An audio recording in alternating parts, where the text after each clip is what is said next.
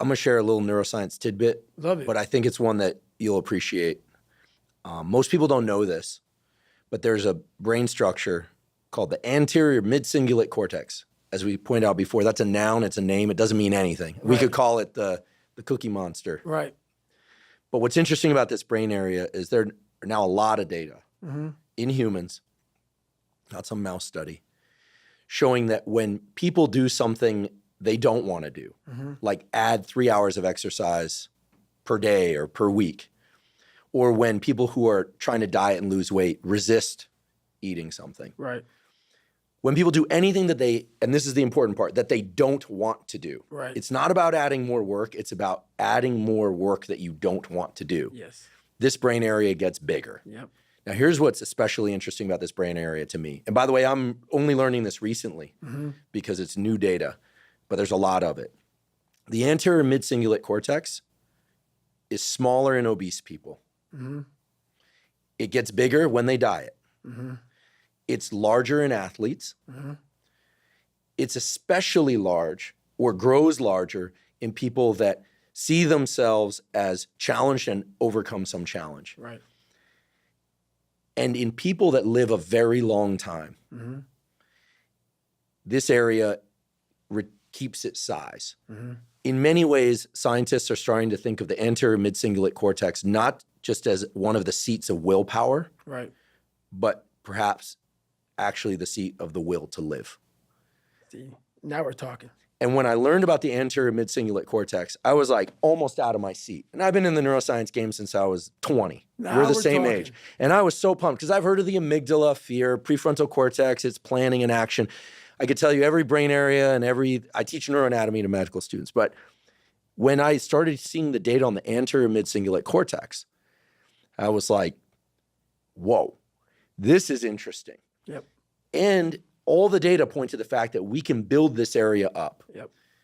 But that as quickly as we build it up, if we don't continue to invest in things that are hard for us, that we don't want to do, that's the part that feels so Goggin-esque to me, that we don't want to do. Like if you love the ice bath, yeah, I love the ice bath, and you go from 1 minute to 10 minutes, guess what? Your anterior mid-cingulate cortex did not grow. None. But if you hate the cold water, if you're afraid of drowning and you get into water and put your head under, then your anterior mid and survive, then the anterior mid-cingulate cortex gets bigger. But if you don't do it the next day, or if you do it the next day and you enjoy it, because hey, I did it yesterday, woohoo, happy me, Merry Christmas, as you would say. Merry Christmas. Guess what? The anterior mid-cingulate cortex shrinks again. Yep. To me, this is one of the most important discoveries that neuroscience has ever made, because it's that I don't want to do something, but do it anyway. That's right. That grows this area. And it's almost like I have a friend, he's been sober 30 years from alcohol. And he always says, you know, the amazing thing about addiction is there's a cure. The problem is it only works one day at a time. Yep. And so you have to renew it every day. That's right. So the anterior mid-cingulate cortex, to me, when I learned about it, two things went off in my head. Whoa, this is super interesting. And two, I got to tell David Goggins about this. And I waited until now to tell you because I felt like well, for obvious reasons, I wanted to tell you and I wanted to tell you here. Well, I love that because that's how I've lived my entire life. I don't know anything about that. But people go, man, you have such a strong will. It's something that you build. Like, I never forget, I was on a podcast one time, and this dude goes, you were blessed with a strong mind. Like, the hell are you talking about? I was blessed with a strong mind. That's something that you have to develop. You develop that over years, decades of suffering and going back into the suffer. That's why a lot of people who graduate Navy SEAL training, they want to know, like, I talk about it very openly all the time.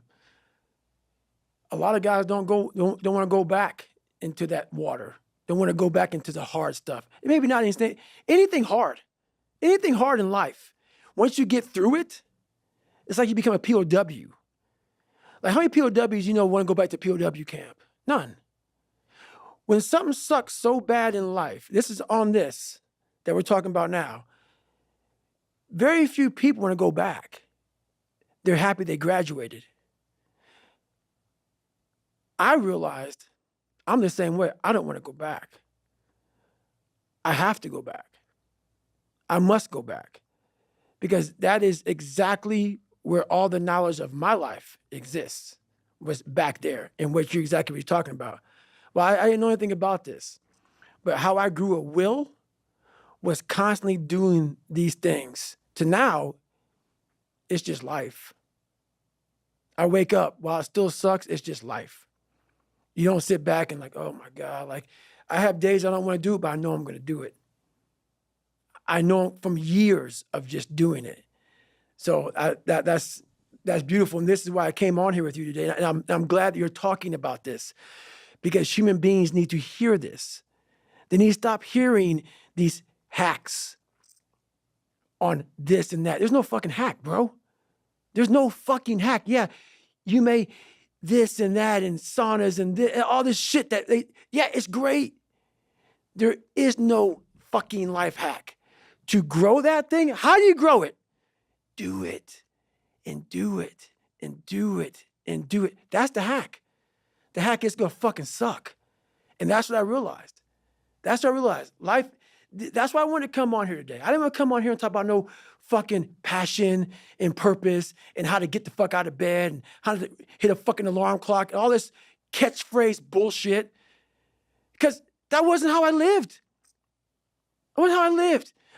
I woke up like every human being does and goes, fuck, man, I'm a fucking piece of shit today. How the hell is this going to work out for me? And you fight that. You don't override it. There's no override button. It's the conversation in your fucking, in your head. So how do you do that? We don't have enough of these conversations about the real conversation that every human being is having. And they have no idea how to get out of it, but they do. It's that shit right there, man. You gotta build your will. How do you build your will? Exactly what you said, man. Exactly what you said. Well, I feel like knowing the name of something, anterior mid-cingulate cortex, doesn't fundamentally change us. But one thing I like about biology is that willpower, if somebody feels they don't have it, feels like this thing that other people have. But everybody, unless they're brain damaged, like a hole through their head, has two anterior mid-cingulate cortex, one on each side of their brain. Everyone has one. They have two. So I feel like it's just a question of opening the portal. And the portal, I'm going to say 10 times and forgive me, is I think people go, oh, I do hard things. I do sets to failure, and then I do forced reps. I love training with weights. I love doing sets to failure. I even like forced reps. But guess what? I like forced reps. So I'll tell you, they don't build my anterior mid-cingulate cortex. Because I like to do it. That's right. Anything you like to do is not going to enhance this aspect of willpower. And it seems so obvious once you hear it. You kind of go, oh yeah, of course. But I think you really close that loop for people when you share what you're sharing today and what you've shared elsewhere before as well, when you're trying to explain the friction is the critical ingredient. Right. And I think people think, oh, if it's effort, well, then I'm getting better. That's part of it, necessary but not sufficient, as we say in science. But the suck part, the being haunted, the stick, they're really unpleasant terms. Very. These are probably the most unpleasant terms we've ever used on this podcast. Very. Those are the levers. Those are the gears. And without those, this thing that you're talking about, David Goggins, as a verb. Right. You know, I sometimes make the joke, but it's not a joke. Right. Goggins is a name and it's a verb. People go, I'm going to Goggins that. Right. Right. But that's, I think, again, I'm not a psychologist, but I think that's what you're talking about. The stick, the friction, being haunted. It's the suck part that grows this anterior mid-cingulate cortex. So now you know why there's so many people that fail in this world to figure out their purpose in life. Where do I go? Because to grow that, while you may not look like me, how my daily life looks, it don't look fun. It don't look fun. So it's a choice that people have to make in life. But what's so funny about it is even the richest of rich, who have everything, they always ask me this question. I feel like I'm missing something. I don't feel like I'm missing shit. I don't have what you all have, but you'll never in my life hear me tell you I'm missing something. Everybody is. They're missing this feeling. I found it a long time ago. I found it right there in that willpower thing. When you're nothing, and change yourself into something like me, you call it happiness, peace, whatever the fuck you want to call it. People are missing exactly what went on with David Goggins. Why don't you smile? I do. But I figured something out. That's why you'll never hear me say I'm missing something. I found it years ago. You find it in the suck. You find it in the suck, and you find it repeatedly in the suck to the point where you know exactly who you are. Most people are missing something because they don't know who they are. They never examine themselves. They've never done this experiment on themselves. The lab rat, we're all lab rats, but you're also the scientist.